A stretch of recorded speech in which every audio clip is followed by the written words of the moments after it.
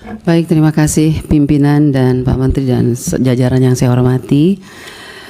Pertama-tama kita semua mengetahui bahwa ada kekurangan anggaran ya 15 triliun. Tetapi kalau menurut saya mari kita koreksi diri.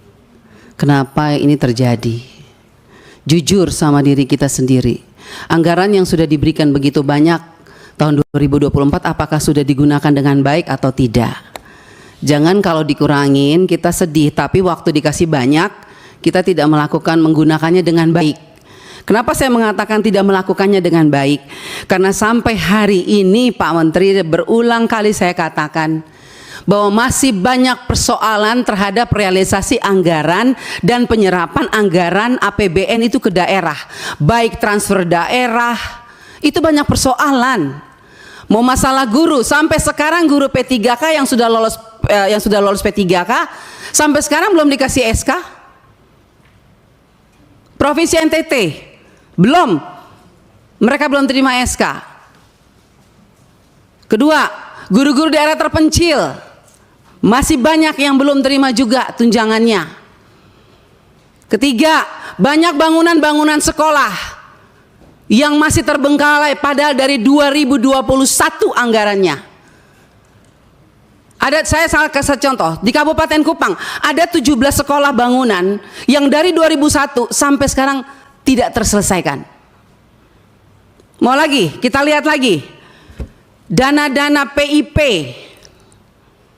Nah, makanya kemarin saya mengatakan bahwa kalau KPK memberikan rekomendasi kepada Kemendikbud, harusnya Kemendikbud sadar. Karena apa, kami ini Dewan, kami sudah bilang setiap rapat, banyak persoalan, lakukan pengawasan, laporkan kepada kami. Tapi kami tidak pernah didengar. Ya kan? Akhirnya sekarang KPK memberikan rekomendasi, baru seakan-akan Kemendikbud kayak kebakaran jenggot. Bahkan kami anggota pemangku kepentingan mau diatur sama Kemendikbud untuk melakukan verifikasi oleh dinas. Loh, Anda sebagai kementerian mau nggak dilakukan verifikasi sama dinas? Jangan suruh dinas, jangan suruh apa yang kita usulkan harus dilakukan verifikasi oleh dinas. Kita ini lembaga tinggi negara, wakil rakyat. Kita yang menentukan anggaran di Indonesia ini. Bagaimana kepala dinas bisa memverifikasi data yang kita berikan? Anda sebagai kepala kementerian mau nggak diverifikasi sama dinas? Bapak Ibu ini kan orang-orang pintar setahunya saya di Kemendikbud, orang-orang berpendidikan. Kok bisa salah mengambil kebijakan? Anda mengeluarkan Perseksjen yang dimana poin nomor 3 dikatakan bahwa data yang direkomendasikan sebagaimana dimaksud pada huruf B diverifikasi oleh dinas pendidikan. Loh, kita ini pemangku kepentingan usulkan itu dari Dapodik sekolah. Dapodik itu harusnya kan, makanya tadi Pak Andre bilang operator sekolah itu diperhatikan karena semua itu dari operator sekolah. Kepala sekolah aja kadang-kadang tidak tahu apa yang dilakukan oleh operator sekolah. Dinas pendidikan juga nggak tahu. Nah, kementerian juga. Jadi kalau mau lakukan verifikasi, harusnya kementerian melakukan verifikasi terhadap dinas, dinas lakukan verifikasi terhadap kepala sekolah, hasil verifikasi itu baru diberikan kepada kami. Itu jangan dibolak-balik. Bahkan saya minta Bapak Ibu pimpinan, kita ambilkan rekomendasi kepada KPK, periksa apa yang ada di Kemendikbud. Karena ini banyak persoalan, PIP, KIP, dana BOS, banyak hancur ini. Tolong Ibu, saya minta Pak Pimpinan, kita berikan rekomendasi kepada KPK, periksa dari 2021, 2022, 2023. Nggak usah tambah anggaran kalau memang banyak korupsi, uang negara habis, bukan untuk rakyat.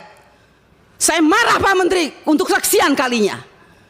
Karena memang ini kenyataannya di lapangan. Jangan dong kita dibikin seperti anak kecil. Kok apa yang diusulkan kita mesti diverifikasi oleh dinas pendidikan? Anda mau nggak sebagai menteri diverifikasi oleh Dikbud, oleh dinas? Jangan aneh-aneh lah. Kalian tuh dipilih oleh presiden, harusnya berikanlah yang terbaik untuk rakyat. Semoga pembicaraan saya ini dilihat oleh presiden yang baru. Semoga presiden yang baru memperhatikan kinerja kementerian sekarang ini, memperhatikan eselon-eselon 1 yang sudah ada ini, tidak memberikan solusi kepada negara, hanya membuat persoalan di daerah. Yang tertinggal tetap tertinggal, yang guru menangis tetap menangis. Bicara plafon digital, mana keadilan untuk daerah 3T? Enak daerah-daerah yang sudah ada internetnya diberikan terus, tapi kita yang daerah 3T yang tidak ada internetnya dibiarkan begitu saja.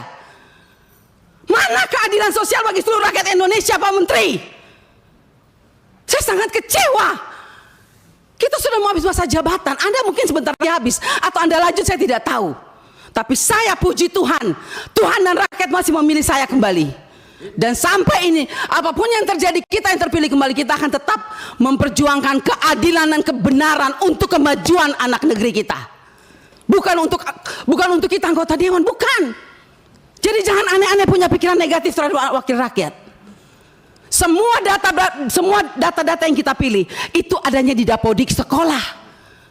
Perhatikan dong operator sekolah, perhatikan kepala sekolah, perhatikan dinas. Jangan hanya urus yang besar-besar triliunan, tapi begitu sampai di bawah tidak pernah diperhatikan. Omong kosong semua ini. Saya setuju KPK memberikan rekomendasi.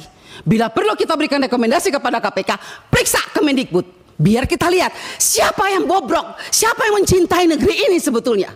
Wakil rakyatkah atau mereka? Jangan begitu dong. Bikin Persesjen memalukan, Bu Sekjen. Ya iyalah, Anda jangan senyum. Anda membuat Persesjen, tidak pikir, masa kita diverifikasi oleh dinas? Mending kalau kepala dinasnya bersih. Kalau kepala dinasnya justru yang mencuri uang PIP, bagaimana Ibu? Saya mau tanya sekarang, jawab. Apa Anda pikir semua kepala dinas bersih? Oh tidak. Mari kita buktikan. Mau kita turun, kita buktikan, kita tanya jangan sama kepala dinas, tanya sama penerima PIP. Itu baru bisa dapat jawabannya. Kalau Anda hanya turun hanya di dinas, semua jawabannya bagus. Tapi coba turun ke rakyat, turun ke penerima orang tua. Kalau nggak lihat itu orang tua punya air mata. Omong kosong, nama ada, SK ada, uang nol sampai hari ini. Baik. Jadi kalau kita mau bicara soal anggaran, Pak, jangan ditambah. Tuhan juga tidak ingin semua uang negara ini hilang. Saya yakin dan percaya sampai ini anggaran turun, karena Tuhan itu lihat air mata orang miskin. Jadi kalau anggaran turun jangan marah. Mungkin inilah kehendak Tuhan supaya kita koreksi diri, stop dan bertobat. Kalau mau lihat bangsa ini baik dan lebih maju. Terima kasih pimpinan. Download Tribun X sekarang. Menghadirkan lokal menjadi Indonesia.